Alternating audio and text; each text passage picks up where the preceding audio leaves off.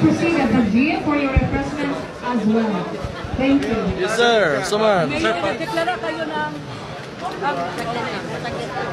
War against drugs. yes.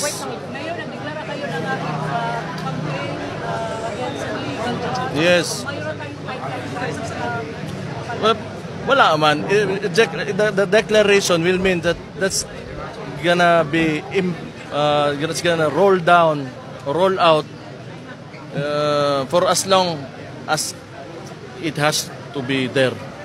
Yan na siya. Well, like I said, like I mentioned earlier, I talked to the barangay captain sa mga urbanized nato na mga densely populated barangays nato. Mao kuno gyud ilang problema. So, usbo na ko dire. Kung di mo mohawa, di mo undang, patyon ta mo. Dili ka afford nga madaot ang family, ang mga community tungod lang ana for your selfish venture. Gusto lang ka mo dato kay mamaligya kag droga. Unya, imong daoton ang lain tao tungod sa imong because of your greediness, patyon ta. Sir, pwede mo tayo, may pila ka barangay ba? Probably, I have the data. If you want it, I can provide it later. But there is an increase in illegal drug use. And mo gining mulo gyud sa mga kuan, kapitan. So, natay increase. Well, we cannot close our borders, man god. Dilis lisod eh. Di na siya basta-basta nga kuan. Hugtan nimo unless we are our own sovereign state, magbutang tag border diha. Unya imo nang abrihan gyud ang sakyanan doon sa unod ana. Mayor, dapat sa akin sa mga barangay kapitan. Well, I just need their cooperation. Kana lang gyud. Cooperate lang sila sa police. Maura na and that's it. So kinanglan bantayan po nila mga community. Kung saan ay mga suspicious activities, dili nila i-tolerate. Alright.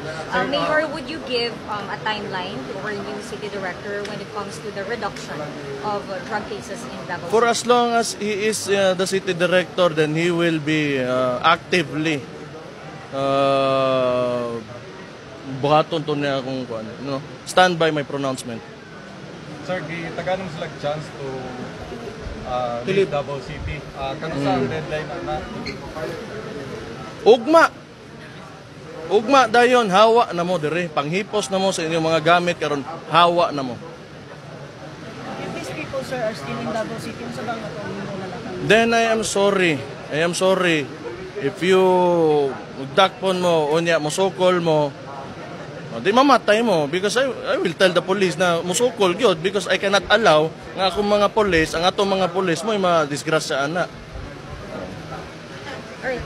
Mayor, there are worries, like yung topic, Mayor, there are worries kasi na pag ma-serve na yung arrest order against Pastor Apollo Kibuloy here in Davao City. I do not want to comment because that is a national matter and we're talking about something else here. But what will be your directive for a peaceful na serve ng warrant of arrest, ng arrest order? Well, if that is do your job properly. If there is something wrong with the arrest, then I do not want to comment on this. This is a national matter. It's a political matter actually. It's in the Senate. Topic, Mayor, you are very serious with the matter of mga nag-viral karon sa social media like sa paghabol ng mga nag-drug racing and nag-viral sa Yes.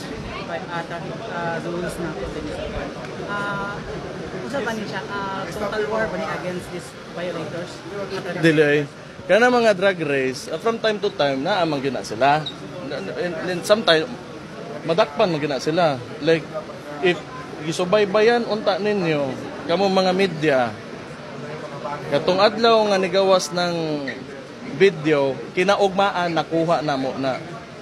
And yet, I do not know, nga nung dili po ninyo na ipakita. Then you should, let the people know. It happened 2 times already. Napoy isa ka video, nahitabo, kinaugmaan, nakuha na mo. Napakoy usa ka pangluod sa inyo ha.